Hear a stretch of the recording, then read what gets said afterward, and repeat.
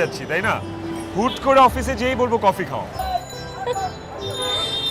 তোদের না সব কিছুতেই নাটক করা লাগবে। এত নাটক করতে পারিস তোরা?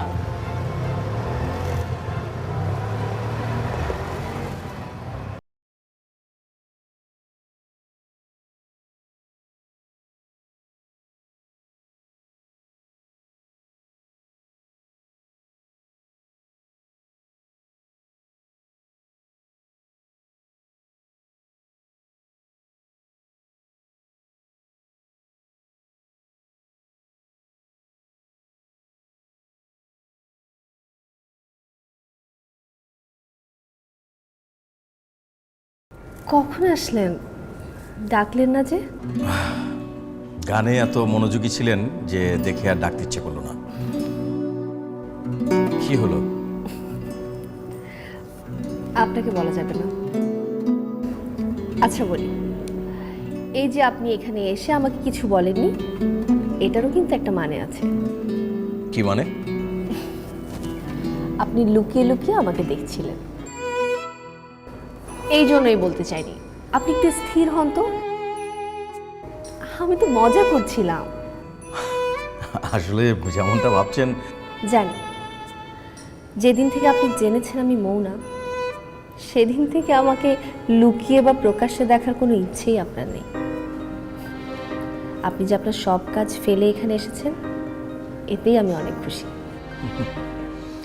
শতভাগ নিশ্চিত হয়ে কিন্তু আমার কথা বলা যায় না। স্বামী তো সবসময় বলতো আমি নাকি কোনো সিদ্ধান্ত নিতে পারি না। বলতো? তার মানে আগে পারতেন না, এখন নিশ্চয়ই পারেন। কি খাবেন, এক্সপ্রেসো না ক্যাপুচিনো? যে কোনোটা হলেই চলবে। ওকে, দুটো ক্যাপুচিনো। বললেন যে সিদ্ধান্ত নিতে আগে পারতেন না, এখন নিশ্চয়ই পারেন। কফি এক্সপ্রেসো খান বা ক্যাপাচিনো, কফি তো কফি। শুধু চিঠি না,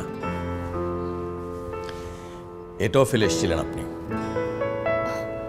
ওফো, দেখেন খেয়ালই করিনি। ফুলটার দেখি পতনেরই ভাগ্য। কালকে রাতে এটা আপনাদের বাড়ির রাস্তায় পড়েছিল। ও, আপনি এটা কুড়িয়ে পেয়েছিলেন? হ্যাঁ।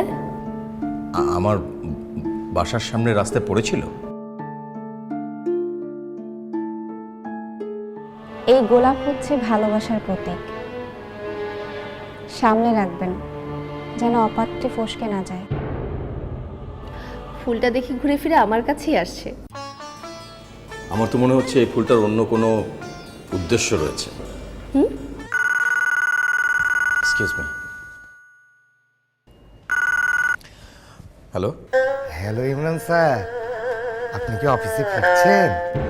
না, এখনো ফিরিনি। কেন, কোনো কাজ ছিল? তা তো একটু ছিলই স্যার, ওই যে দুটো ফাইল নিয়ে স্যার। আপনি জেনের কাছে দিয়ে দিন, আমি আগে দেখি।